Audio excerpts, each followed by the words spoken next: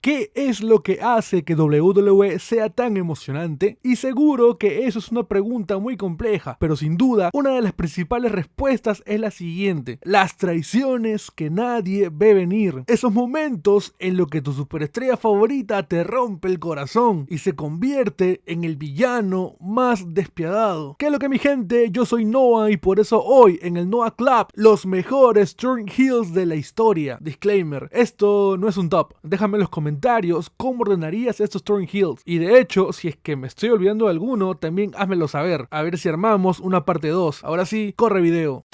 Seth Rollins traiciona a The Shield. En noviembre de 2012, en el evento Survivor Series, WWE presenció el debut de una facción que cambiaría para siempre el panorama de la empresa, The Shield. Por casi 2 años, The Shield dominó WWE, enfrentándose y derrotando a algunos de los nombres más grandes de la industria. Y a medida que The Shield acumulaba victorias, comenzaron a llamar la atención de la autoridad. La autoridad estaba liderada por Triple H y Stephanie McMahon. Y al principio era como que The Shield sirvió como una especie de mercenarios para los intereses de la autoridad, pero poco a poco se distanciaron, sintiendo que eran manipulados para los fines egoístas de esta pareja de poder. Historias van, historias vienen. The Shield terminó enfeudado con Evolution, y la ruptura definitiva ocurrió en 2014, cuando The Shield enfrentó a Evolution, Triple H, Randy Orton y Batista. En Payback de 2014, The Shield aplastó a Evolution, barriendo a sus 3 oponentes contra todo pronóstico. Fue una demostración absoluta de fuerza que los elevó aún más. La noche siguiente, en Monday Night Raw, Triple H se negó a aceptar la derrota. Antes de eso, me olvidé de contarte que Batista había renunciado y se fue. Y pues ya, o sea, por eso Triple H se negaba a aceptar la derrota también. Bueno, agregando que habían perdido y pues encima se fue Batista. O sea, imagínate, estaba todo en la B. Bueno, entrando al plan de Triple H, como te mencioné, de la B, Triple H dijo que siempre hay un plan B. Amigos, porque si Triple H es conocido por algo, es por ser triple traiciones. The Shield estaba en el ring, cuando de pronto hubo un silencio y se escuchó un grito de ¡no! Seth Rollins, el hombre que había sido el cerebro detrás de las tácticas innovadoras del grupo, tomó una silla y la hundió en la espalda de Roman Reigns. Amigo, la arena quedó en silencio por un momento antes de explotar en gritos de incredulidad y sobre todo abucheos. Rollins no se detuvo ahí, amigos, sino que también golpeó a Ambrose. Y, o sea, se volvió una masacre de Rollins hacia sus hermanos de The Shield, mientras los fanáticos no se podían creer lo que estaba pasando. Estoy seguro que muchos de sus hogares tampoco podían creer lo que estaba pasando. Rollins al final se fue con Triple H y Randy Orton, sellando su alianza con la autoridad. O sea, más allá de la narrativa, la traición de Rollins resonó emocionalmente con los fanáticos. The Shield no solamente era un equipo, era un símbolo de hermandad, lealtad y lucha contra las injusticias. Cuando Rollins rompió ese vínculo, no solo traicionó a sus compañeros, sino también a los millones de seguidores que habían creído en ellos. Y como lo mencioné, amigo, incluso si ves el video oficial en el canal de WWE, en la traición hay un man que grita ¡no! O sea, segundos antes de que Rollins impacte con la silla Roman. O sea, no. Y voy a hacer énfasis otra vez en que esta traición fue re importante, ya que marcó la separación de The Shield y moldeó los cimientos de lo que sería la reality era y la era actual. Incluso hoy en día la traición de Rollins sigue resonando 10 años después. La gente cree en gran parte que Roman se volvió heel y justifica lo que hizo por esta traición de Rollins. Simplemente increíble. La traición de Triple H a Shawn Michaels. En el verano del 2002, el mundo del wrestling vivió uno de los momentos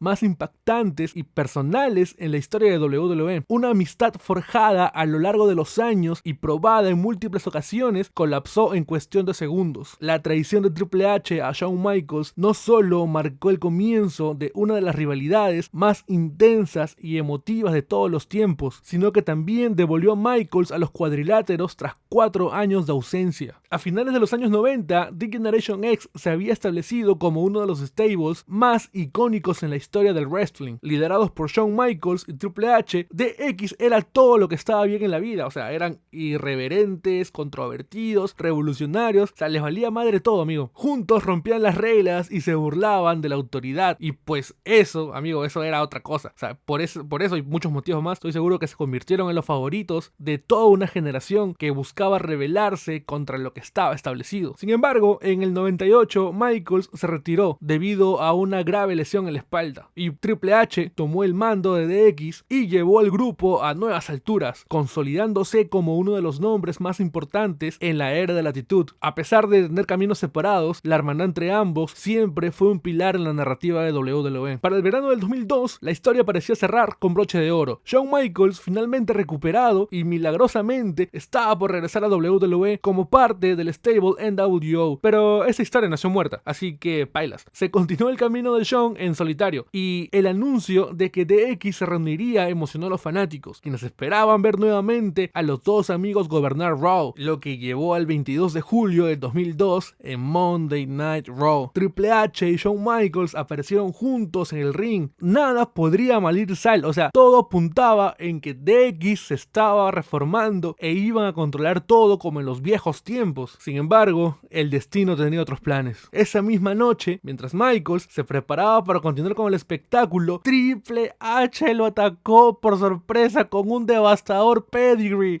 Amigo, la arena quedó en silencio, o sea, no, o sea, se rompieron muchos corazones ahí, y no precisamente por Shawn Michaels. Los fanáticos no podían creer lo que estaban viendo. Triple H, el amigo más cercano de Michaels, acababa de traicionarlo de la manera más brutal posible. Este momento marcó el fin de cualquier esperanza de una reunión de DX y el inicio de una enemistad que definiría la próxima era de sus carreras. Y amigo, déjame decirte que esta traición, bueno, dio inicio a una de las mejores rivalidades también en la historia de WWE. Y pues en mis inicios acá en YouTube le hice un video a la rivalidad que puedes pasar a ver, pero ojo, recién comenzaba a hacer videitos, así que no me juzguen, ¿sí?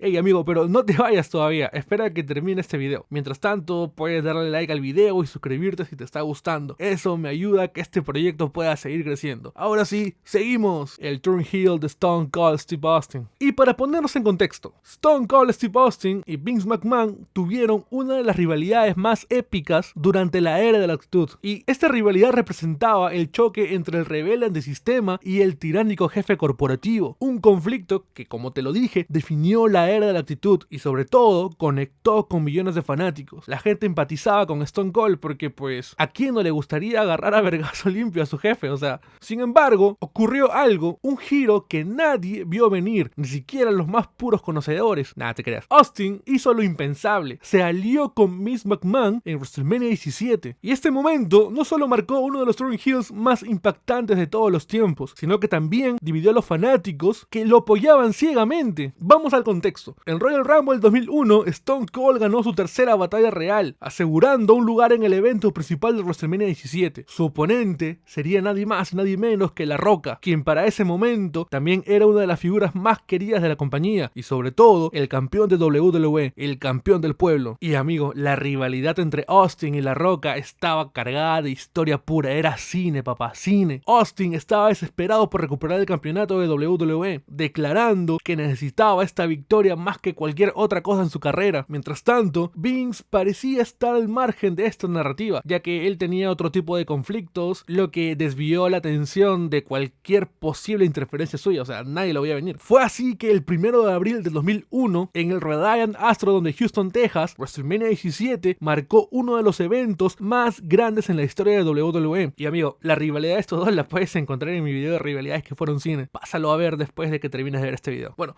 en los momentos finales, Vince apareció en el ringside, dejando a los fanáticos confundidos. A primera vista, parecía que McMahon intervendría para ayudar a La Roca, como ya lo había hecho antes. Pero cuando Vince comenzó a colaborar con Austin, el público quedó así como que, amigo, ¿qué está pasando acá? Nadie lo podía creer, o sea, no. McMahon entregó una silla a Austin, quien la usó repetidamente para atacar a La Roca, despojándolo de cualquier posibilidad de remontar. Y obviamente, pues Stone Cold salió ganador, pero lo que fue caótico fue al final del combate, cuando Stone Cold estrechó la mano de Vince McMahon después de su victoria. O sea, fue un momento surrealista, amigo, una traición a todo lo que Austin había representado durante años. Y es que de verdad, o sea, ese turn heel fue increíble, o sea, no. Para algunos, el turn heel de Austin representó una evolución interesante de su personaje, pues iba a mostrar nuevas facetas, pero para otros fue una traición al espíritu del antihéroe que lo había convertido en un ícono. Déjame en los comentarios cuál fue o cuál es tu opinión con respecto al turn heel de Stone Cold. El turn heel de Randy Orton con Edge en 2020. En enero del 2020, el mundo de WWE presenció uno de los regresos más bonitos y emocionantes de todos los tiempos. Edge, después de 9 años de retiro forzado debido a una grave lesión en el cuello, hizo su regreso increíble en el Royal Rumble. Su aparición no solo trajo lágrimas de los fanáticos, sino que también encendió una chispa de nostalgia ante la posibilidad de un junte con Randy Orton para revivir a Rated RKO, el equipo que formaron juntos en 2006. Sin embargo, lo que pintaba como una reunión llena de promesas y recuerdos terminó en una de las traiciones más crueles en la carrera de Randy Orton. Y es que en cuestión de minutos, Orton transformó la emoción del regreso de Edge en un acto despiadado que dejó al universo de WWE en shock y sentó las bases para una de las rivalidades más personales y desgarradoras de ese año. La noche siguiente del Royal Rumble en Monday Night Raw, Edge dio un emotivo discurso sobre su regreso, hablando de su pasión por el negocio y de cómo había luchado contra la posibilidad para volver al ring. Fue entonces cuando Randy Orton hizo su aparición y los fanáticos esperaban una celebración entre viejos amigos, pero lo que sucedió a continuación fue todo menos una reunión amistosa. Randy Orton, con una mezcla de nostalgia y frialdad, sugirió que Rated RKO podría reunirse nuevamente, evocando recuerdos de su época como un equipo dominante. Sin embargo, la atmósfera rápidamente cambió cuando Orton atacó a Edge sin previo aviso. Amigo, pobre Edge, o sea, acababa de regresar, no merecía que Orton lo parta así, no. Y te juro, amigo, o sea, personalmente en ese momento fueron sentimientos encontrados, porque, o sea, yo personalmente no recuerdo cuánto tiempo quise ver a ese Orton Heel despiadado, sin corazón, y sobre todo el Orton Heel que era un cagón y que detestabas verlo, pero pues te gustaba porque, o sea, hacía tan bien su papel y a la vez también estaba indignado porque, amigo, pobrecito Edge, recién regresaba y su cuello, amigo, no, su cuello, había que cuidarlo. Lo que siguió después fue una demostración brutal de la naturaleza despiadada de Orton. No, amigo, es triste recordar esto, pero pues... No. La imagen de Edge tendido en el suelo, inmóvil, con Orton mirándolo con una mezcla de remordimiento y desprecio, hasta el día de hoy es difícil de olvidar. En las semanas siguientes, Randy Orton explicó sus acciones con una lógica retorcida, argumentando que había atacado a Edge para protegerlo de sí mismo. Según Orton, Edge no tenía nada más que probar, y arriesgar su salud por una carrera que ya era legendaria era un acto irresponsable. ¿Tenía razón o no tenía razón? Orton afirmó que al lastimar a Edge en realidad estaba salvándolo. Amigo, teníamos de regreso a uno de los mejores heels que se han parido, pero a la vez esa víbora estaba detrás de Edge, nuestro Edge que acababa de regresar. Y amigo, o sea, también ese run de Orton como heel fue cine. Si quieres ver más sobre ese run de Orton como heel, te recomiendo el video que se mandó mi amigo Navi Elric. Señor video que se mandó. Pásense para allá cuando terminen de ver este video. En serio, se los recomiendo, de verdad. Igual, si quieren que pues también toque más el tema de la rivalidad entre Orton y Edge, déjenme en los comentarios y pues ya. Seguimos. El turn heel de Stephanie McMahon. En la historia de WWE, pocos personajes han encarnado el poder y la manipulación como Stephanie McMahon. Desde sus inicios, como la inocente hija de Vince McMahon, Stephanie evolucionó para convertirse en una de las figuras más poderosas y odiadas de la industria. En 1999, Stephanie McMahon era presentada como la hija dulce y vulnerable de Vince McMahon, y aunque era miembro de la familia más poderosa en WWE, su personaje estaba alejado del drama y la intriga que definían los McMahon. Esto cambió con la llegada del Undertaker y su facción The Ministry of Darkness, quienes secuestraron a Stephanie McMahon en una trama que la colocó en el centro de la acción. Stephanie se convirtió en la damisela en apuros, ganándose la simpatía del público, mientras su padre, Vince, intentaba protegerla. Y pues, finalmente, Vince logró rescatar a Stephanie del Undertaker con la ayuda de Stone Cold, y pues parecía que Stephanie sería la única McMahon libre de la corrupción que definía su apellido. Bueno, hablando en kayfabe. Lo que nos lleva a la relación que tuvo Stephanie con Test, quien era un luchador joven y prometedor. Ellos se iban a casar en una boda planeada en el ring, una de las traiciones más XD y dramáticas de WWE. Sin embargo, la ceremonia fue interrumpida por Triple H, quien reveló que había sustanciado, you know what I mean, a Stephanie y había llevado a cabo un matrimonio improvisado en Las Vegas. Este acto fue diseñado para humillar a Vince McMahon, quien estaba en una rivalidad con Triple H en ese momento. Así que todo indicaba que buscaría venganza contra Triple H. Pero lo que ocurrió a continuación cambió la percepción del personaje de Stephanie para siempre. En Armageddon del 99, Vince McMahon se enfrentó a Triple H en un No Holds Barred match, una lucha que no solo era personal, sino que también buscaba restaurar el honor de la familia McMahon. Stephanie estuvo observando el combate desde ringside, aparentemente apoyando a su padre. Sin embargo, cuando llegó el momento decisivo, Stephanie hizo lo inesperado. En lugar de ayudar a Vince, se unió con Triple H, abrazándolo en medio del ring y revelando que todo había sido un plan orquestado. Stephanie no era la víctima, era la estratega detrás de todo este quilombo. Y me quito el sombrero porque este fue el nacimiento de la villana definitiva, la mejor heel que ha existido en WWE, Stephanie McMahon. La imagen de Stephanie abrazando a Triple H mientras Vince yacía derrotado en el suelo fue un giro que nadie vio venir. La princesa de WWE había elegido la ambición y el poder sobre su propia familia. Después de la traición de Stephanie, ella y Triple H se consolidaron como la facción McMahon-Helmsley, una alianza que combinaba el poder corporativo de los McMahon con la brutalidad de Triple H. Pero eso, amigo, es otra historia. Ahora vamos con el siguiente turn heel, el turn heel de Hulk Hogan. En el mundo de la lucha libre, pocos nombres son tan icónicos como el de Hulk Hogan. Durante más de una década, Hogan fue el símbolo de heroísmo, moralidad y el espíritu de la Hulkamania. Era el héroe americano, nada podría malir sal. Y Hogan fue la cara de WWE durante muchos años. Sin embargo, todo tiene su final, nada dura para siempre, así como la relación de Hogan con WWE. Hogan pasó a las filas de WCW, la competencia. Igual como antecedente queda que los últimos años de Hogan en WWE no fueron buenos. El personaje de héroe estaba desgastado. Y básicamente pasó lo mismo cuando Hogan llegó a WCW. Y si había algo por lo cual WCW destacaba y estaba por encima de WWE, era por los personajes, ya que WCW te mostraba personajes reales, más crudos. Y a esto es a lo que vamos. En el 96, WCW estaba generando un nuevo tipo de interés gracias a la llegada de Scott Hall y Kevin Nash, dos ex estrellas de WWF, que debutaron como los forasteros que buscaban conquistar la empresa. La narrativa era simple pero intrigante. Hall y Nash no mencionaban explícitamente WWF, pero insinuaban que representaban una invasión. Su presencia trajo un aire de misterio y sobre todo de peligro, y rápidamente se convirtieron en una de las principales atracciones de WCW. Para ponernos en contexto, es como que ahora Gunther y Drew McIntyre se van a AEW y empiezan a decir que son una especie de invasión, pero sin mencionar a WWE, las mismas vibras. Y a medida que las tensiones crecían, Hall y Nash prometieron que un tercer hombre se uniría a su causa, alguien que sería clave para completar su misión. Y la identidad de este tercer hombre se convirtió en un punto central de especulación entre los fanáticos. Pero vamos a lo que vinimos. El 7 de julio del 96, en Bash at the Beach, Scott Hall y Kevin Nash se enfrentaron a Lex Luger, Sting y Randy Savage en una lucha por equipos. Sin embargo, lo que sucedió en el combate trascendió cualquier expectativa. Durante el enfrentamiento,